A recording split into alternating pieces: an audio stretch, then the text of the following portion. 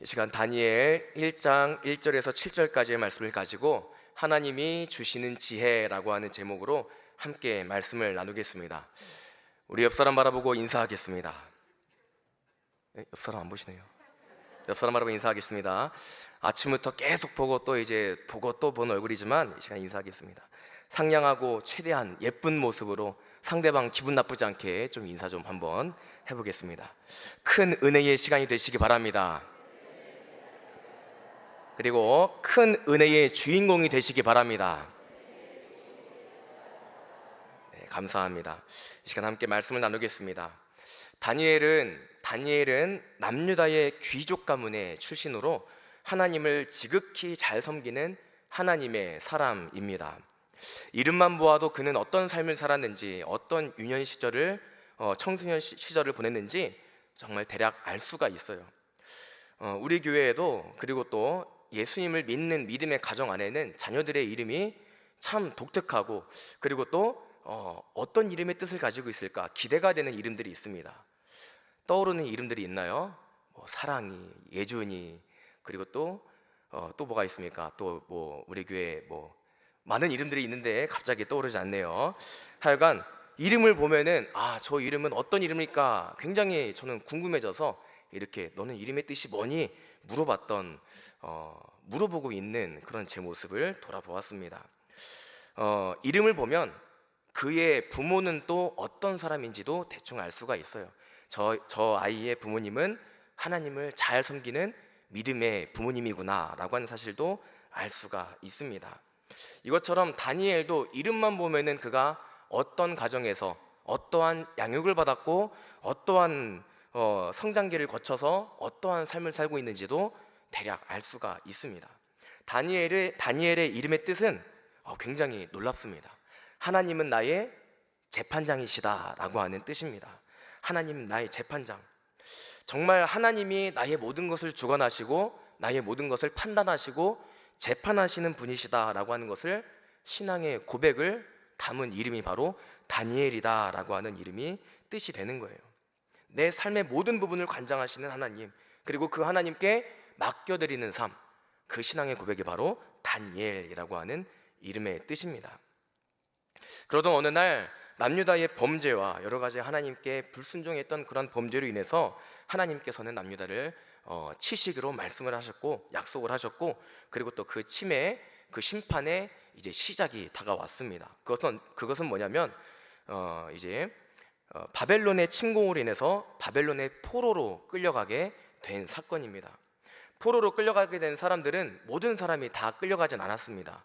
왕족들과 귀족들과, 그리고 또 아름다워 보이는 청년들, 이러한 사람들을 이제 잡아가게 됐는데요. 그 중에는 다니엘과 세 친구가 포함이 되어 있었던 것입니다. 이들은 포로로 끌려가게 됩니다. 어떤 삶을 살게 될까요? 하나님의 백성으로서 이스라엘의 후예로서의 믿음을 상실할 수밖에 없는 굉장히 어렵고 힘든 상황 가운데에 있는데, 그들은 과연 어떤 삶을 살아가게 될까요? 오늘 이 부분을 함께 살펴보려고 합니다. 이 시간 하나님이 주시는 은혜가 풍성해지는 귀한 은혜의 시간 되시기를 주님의 이름으로 축복합니다.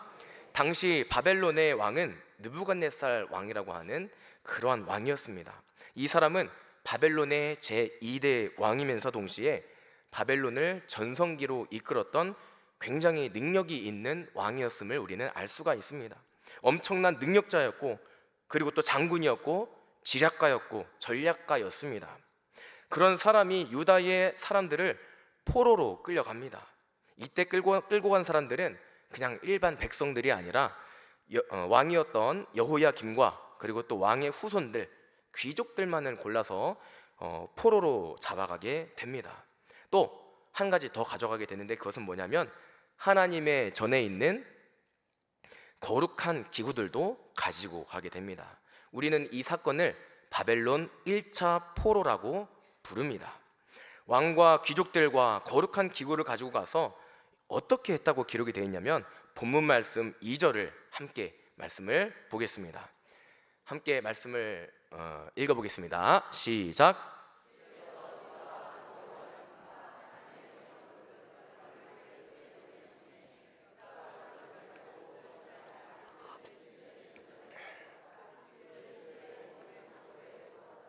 아멘.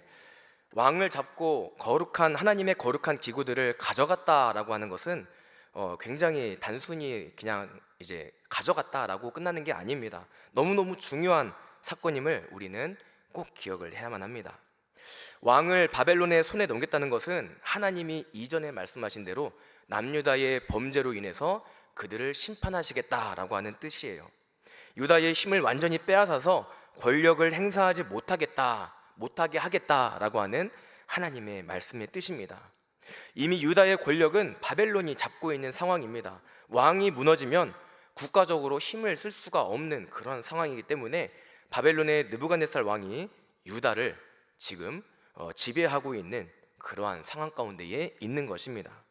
거기다가 방금 읽은 말씀에 보면은 하나님의 거룩한 기구도 가지고 갔다라고 기록이 되어 있어요.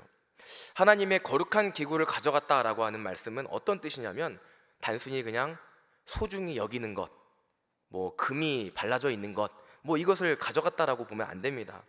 당시 고대 근동의 사람들은 전쟁을 할 때 전쟁에 참여하는 사람들의 전력, 그리고 숫자, 그리고 또 전략만을 가지고 싸우는 게 아니라 그 전쟁에 나가서 싸우는 군사들 뒤에 누군가 있다고 믿었습니다.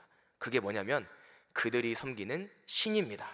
그들이 섬기는 신, 그들이 전쟁에 나가서 한 개밖에 있지 않은 그러한 목숨을 잃지 않기 위해서 내 뒤에서 신이 나를 붙들어주고 도와준다라고 굳건히 믿었어요.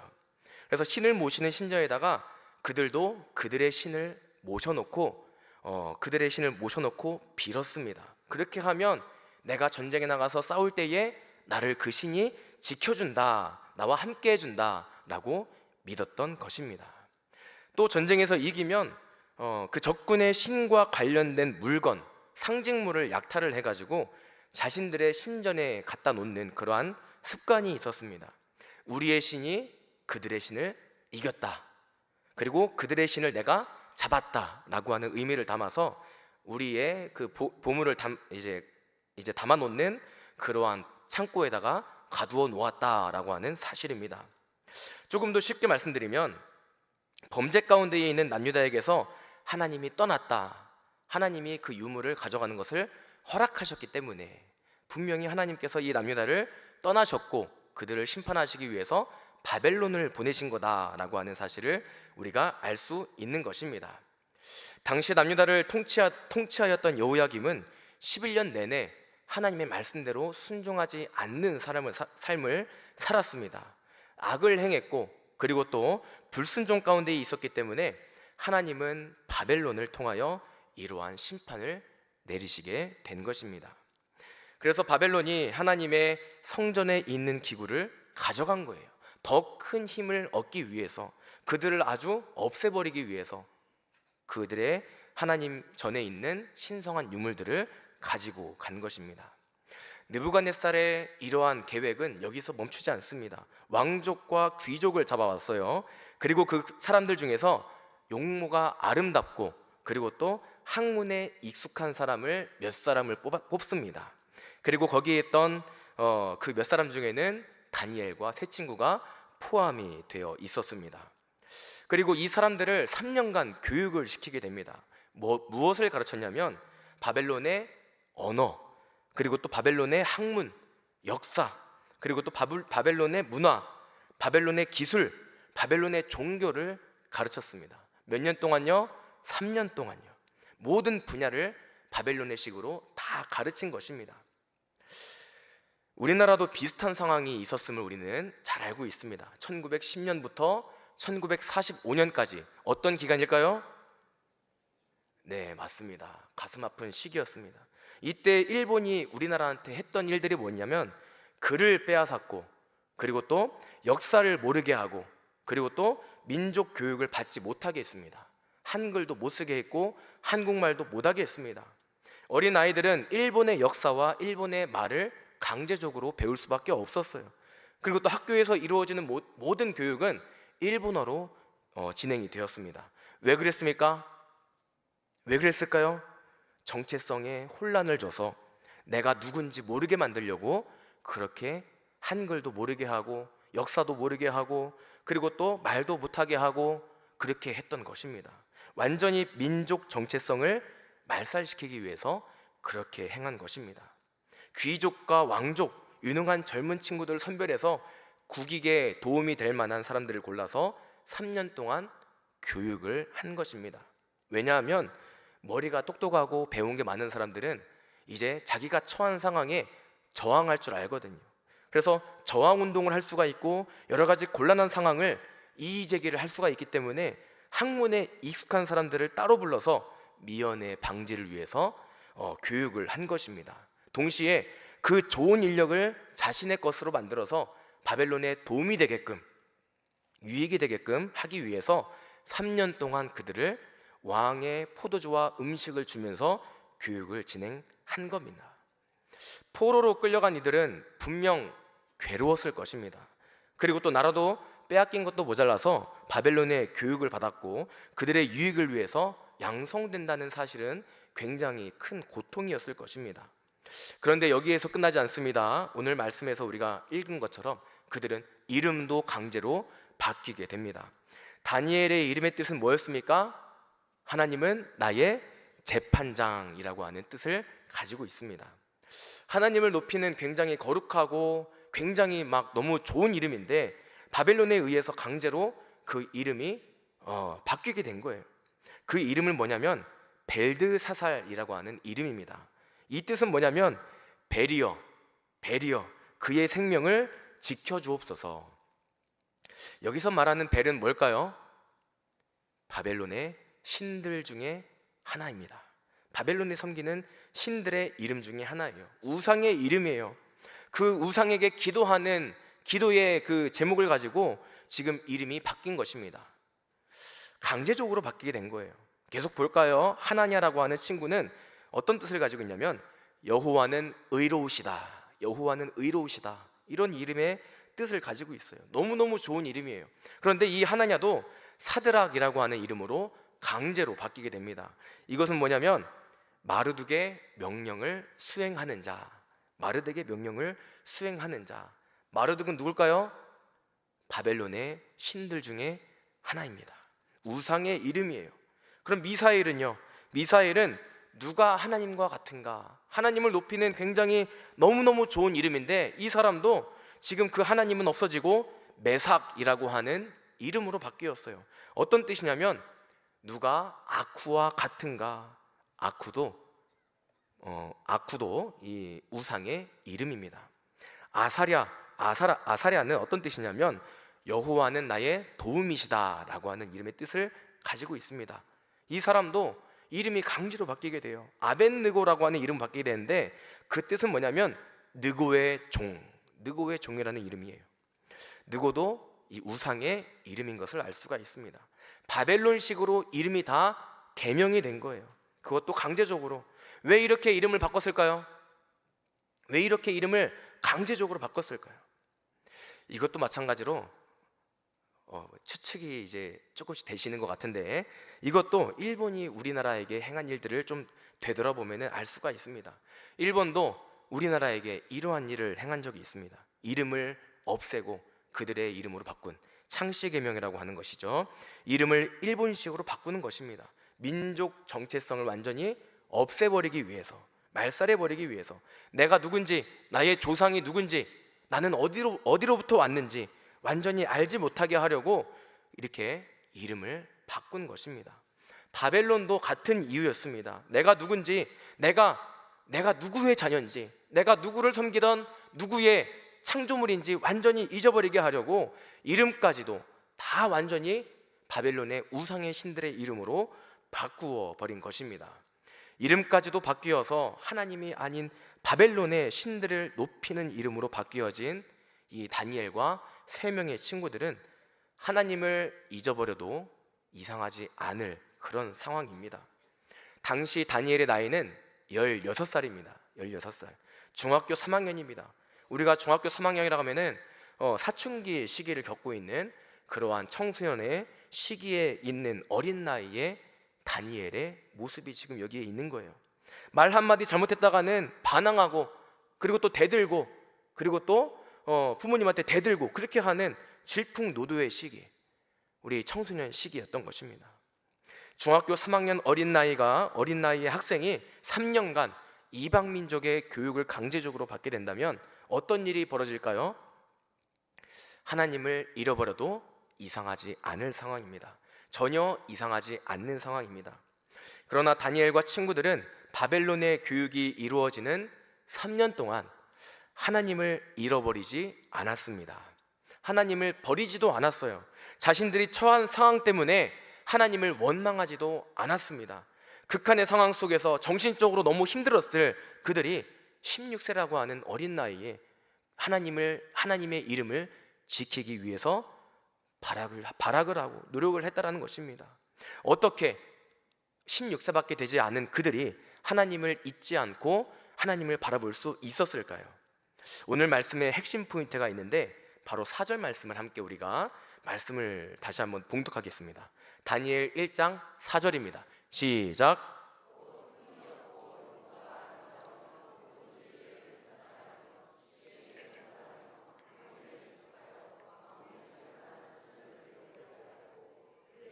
갈대아 사람의 학문과 언어를 가르치게 하였고. 아멘. 이 화면을 계속 띄워주시기를 부탁드리겠습니다. 여기 맨 윗절에 보시면 모든 지혜라고 되어 있습니다. 모든 지혜. 이것은 굉장히 중요한 건데 히브리어로 호그마라고 합니다. 호그마. 이것을 기억하시고 말씀을 함께 나누길 바랍니다. 느부갓네살 왕이 포로들 중에서 왕족과 귀족 모든 지혜를 통찰하며 지식에 통달하며 학문에 능숙한 사람을 선발했습니다. 상당히 많은 조건들을 내세우면서 굉장히 까다롭게 사람들을 붙든 거예요.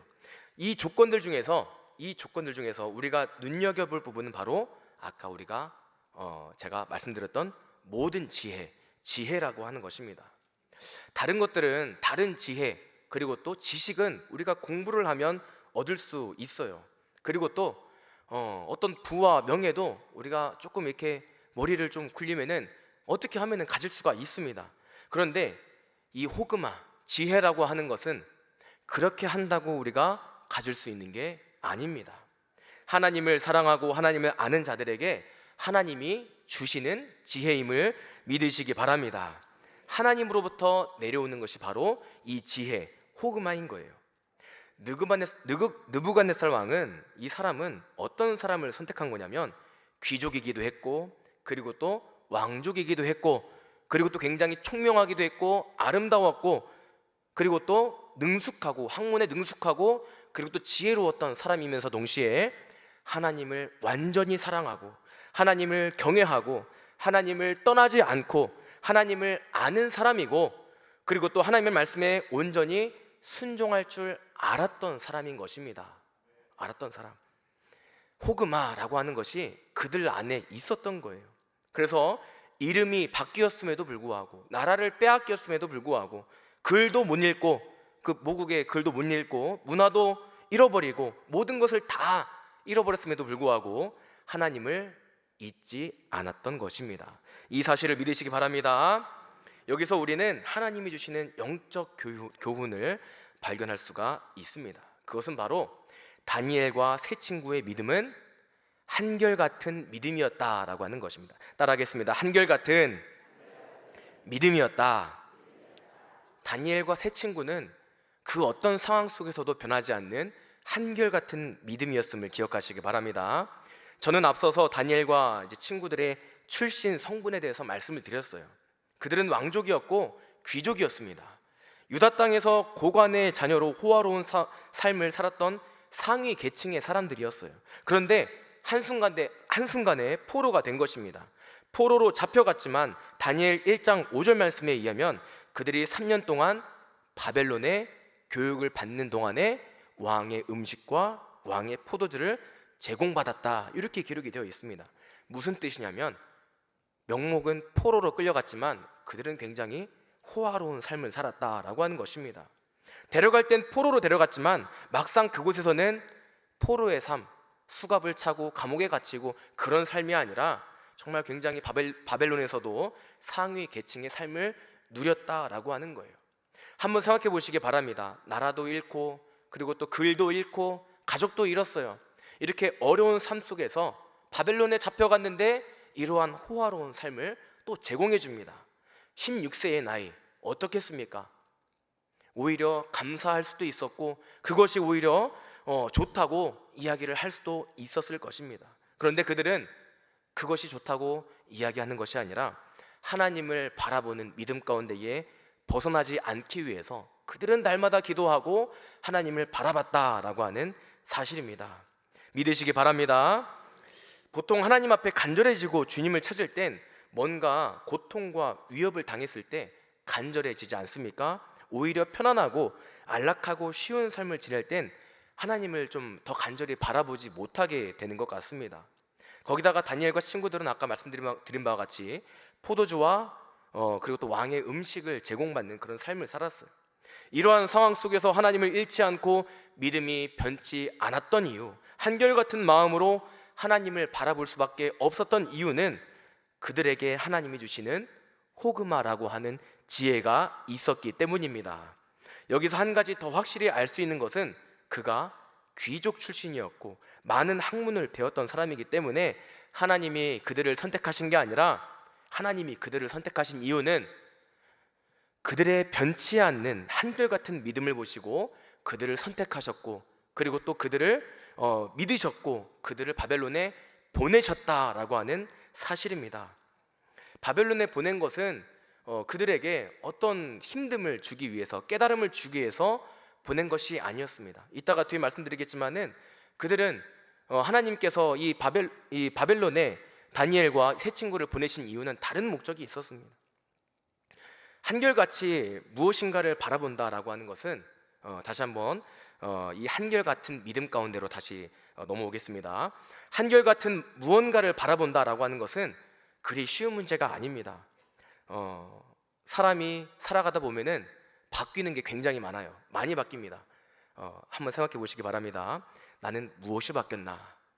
저는 입맛이 바뀌었습니다. 입맛이 바뀌고 그리고 또 취미도 바뀌었습니다. 그리고 또 성격도 좀 바뀐 것 같고 그리고 또 성향도 바뀌었습니다. 그리고 또 얼굴도 좀 바뀐 것 같고 그리고 또 시간이 좀 지나면 좀 이렇게 주름살도 좀 생기는 것 같고요. 좀 그런 것 같더라고요. 얼굴도 좀 바뀌고요. 그런 것 같습니다. 참 많은 것들이 바뀌어요. 사람의 얼굴은 그리고 또 사람의 몸에 배어있는 모든 것들은 그대로 존속되지가 않습니다.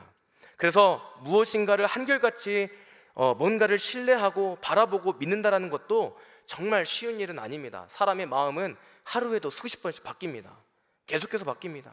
그렇기 때문에 호그마, 이 지혜라고 하는 것은 그냥 우리가 뭔가를 지혜롭게 깨닫는 지혜를 말하는 게 아니라 하나님이 주시는 지혜임을 믿으시기 바랍니다. 나에게 어떤 상황이 다가와도 변치 않는 믿음, 한결같은 믿음으로 하나님을 바라보는 믿음, 말 그대로 정말 예수쟁이를 말하고 있는 것입니다. 예수님 아니면 못 사는 삶, 예수님이 전부인 삶, 그리고 또 예수로 사는 삶, 예수님 때문에 사는 사람, 이러한 삶 가운데 거할 때 하나님은 지혜를 주시는 분이심을 믿으시기 바랍니다. 성경에 등장하는 인물 중에 다니엘과 같이 고귀한 가문의 출신에서 포로로 끌려갔으면서도 상위 계층의 삶을 누리면서 한결같이 하나님을 바라봤던 사람이 있는가 하면 그 결말이 조금 좋지 않았던 사람의 이야기가 성경에 기록이 되어 있습니다. 그 사람은 바로 이스라엘의 1대 왕이었던 사울 왕입니다. 그는 베냐민 지파의 인정받는 가문의 출신으로 하나님을 아는 사람이었습니다. 사무엘상 9장 2절을 함께 보겠습니다. 한 목소리로 말씀을 읽어보겠습니다. 시작.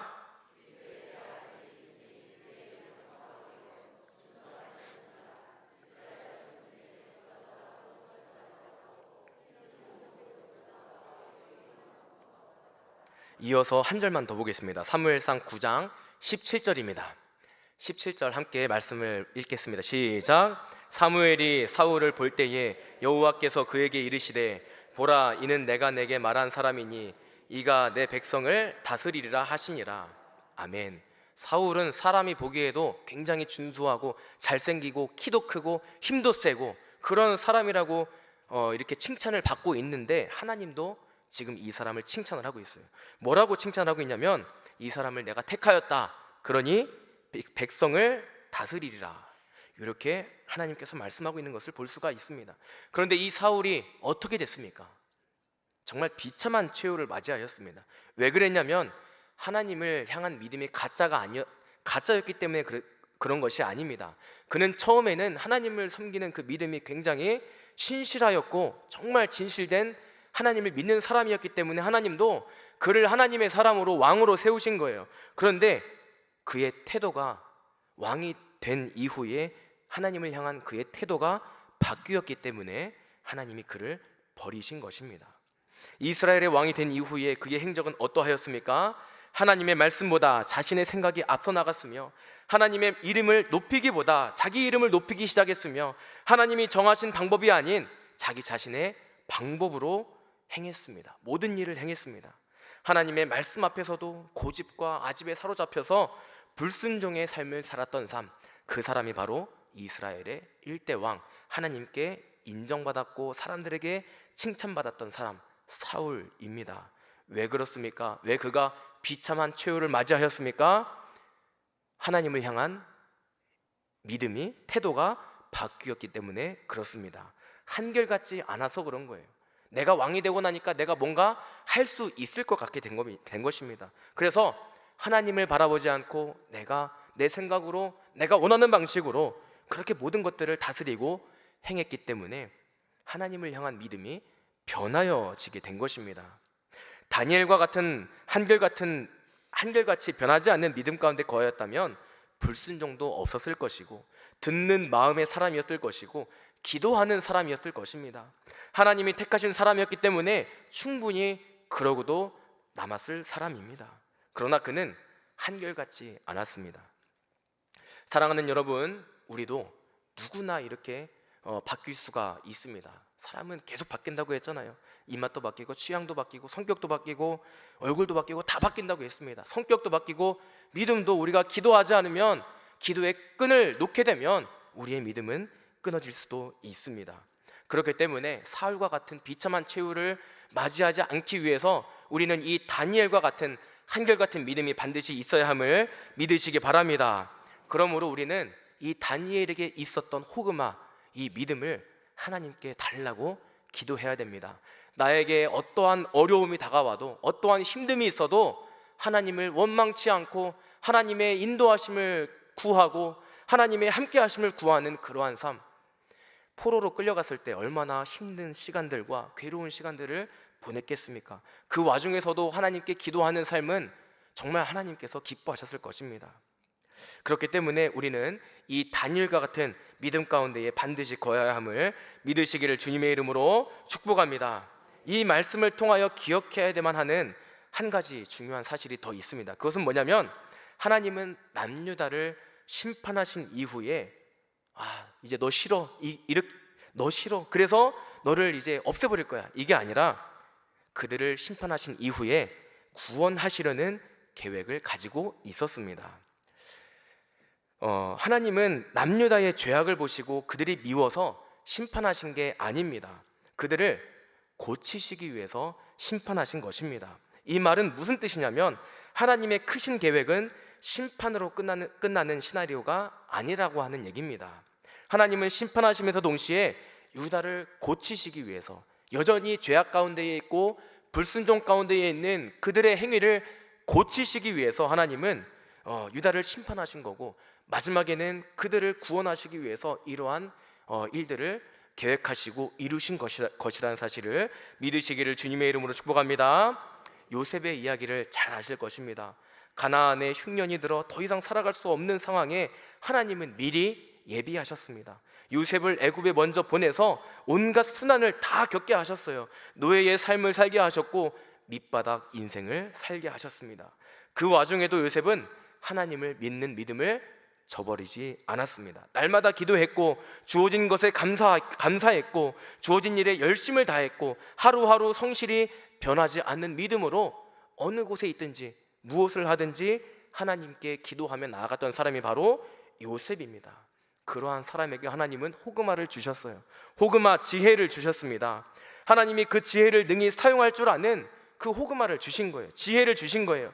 그렇기 때문에 요셉은 어렵고 힘들고 그리고 또 여러 가지 힘든 그 상황 속에서도 하나님을 한결같이 바라볼 수가 있었던 것이고, 그리고 또 여러 가지 시험 속에서도 하나님께 기도하는, 지혜를 구하는 하나님의 사람으로 있을 수 있게 된 것입니다. 그 결과 하나님의 섭리 속에서 애굽의 총리가 되게 하시는 거예요.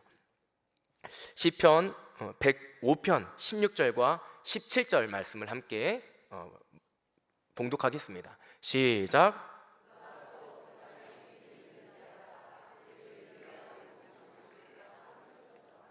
그가 한 사람을 앞서 보내셨으며 요셉이 종으로 팔렸도다.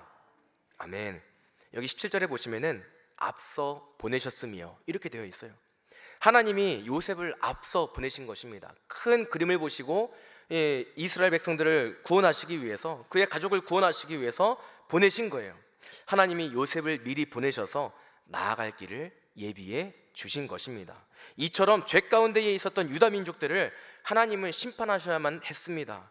그러나 그것으로 끝나지 않았습니다. 다른 민족에게 포로로 끌려가는 참혹하고 무서운 심판 중에도 하나님은 그들을 그냥 포로로 그냥 끌려가게 내버려 두시지 않으셨습니다. 요셉을 앞서 보내셨던 것처럼 하나님은 다니엘과 그의 세 친구들을 앞서 보내신 것입니다.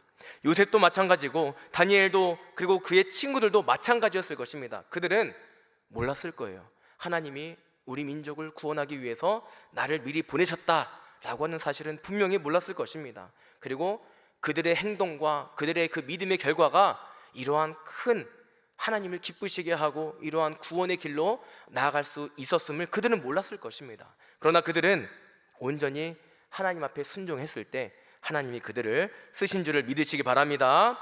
호그마가 있었기 때문에 그들은 하나님을 바라볼 수가 있었어요. 그래서 그들의 삶은 그냥 자기들만의 생명을 보존하는 그러한 믿음이 아니라 그들의 가족과 그들의 민족을 구원하는 큰 믿음의 사람으로 하나님께 쓰임을 받았다라고 하는 사실을 기억하시기 바랍니다. 그러므로 하나님을 섬기는 태도가 우리는 바르게 서 있어야 됩니다. 교회에서 내 고집을 나타내고 아집과 그리고 또 그런 것들을 나타내면서 내 마음에 성이 차지 않는다고 그러한 고집과 나의 성을 내는 어리석은 믿음은 이러한 호그마, 지혜를 받은 자의 삶이 아닙니다. 이것저것 따지면서 그렇게 믿는 믿음은 정말 어리석은 믿음이에요. 이것저것 따지지 않고 순종하면서 하나님의 인도하심을 구하며 하나님이 주시는 지혜로, 하나님 이럴 때는 어떻게 됩니까? 하나님의 지혜를 구하는 삶, 그것이 이 호그마 지혜의 삶인 줄 믿으시기를 주님의 이름으로 축복합니다. 말씀을 정리하겠습니다. 오늘 함께 나눈 말씀의 핵심은 호그마 지혜입니다. 지혜의 사람이 되어야 한다는 것입니다. 하나님이 주시는 이 지혜는 누구에게 주어질까요? 말씀을 사모하고 말씀을 귀하게 여기고 가볍게 여기지 않고 말씀에 의지하여 하루하루 말씀대로 살아가려는 그리스도인들에게 하나님이 주시는 선물인 줄 믿으시기 바랍니다. 호그마 지혜의 사람이 되면 세상이 욕하고 세상이 비웃고 세상이 비난해도 세상이 이해하지 못해도 순종하는 믿음 가운데에 거할 수 있습니다. 그러면 나의 작은 믿음의 행동이 나의 순종으로 인해서 하나님이 일하게 되시는 것입니다. 믿으시기 바랍니다. 하나님의 일은 내가 하는 것이 아니라 내가 순종하여 움직이기만 하면 내 능력으로, 내 힘으로 무엇인가가 이루어내는 게 아니라 하나님이 일하신다는 사실을 꼭 기억하시기를 바랍니다. 하나님이 주시는 지혜, 이 호그마, 그 지혜의 주인공이 다 되셔서 하나님의 이름을 나타내시고 높이시고 하나님을 찬양하는, 하나님이 일할 수 있도록 내가 사용되어지는, 구원의 통로로 사용되어지는 모든 성도님들 다 되시기를 주님의 이름으로 축복합니다.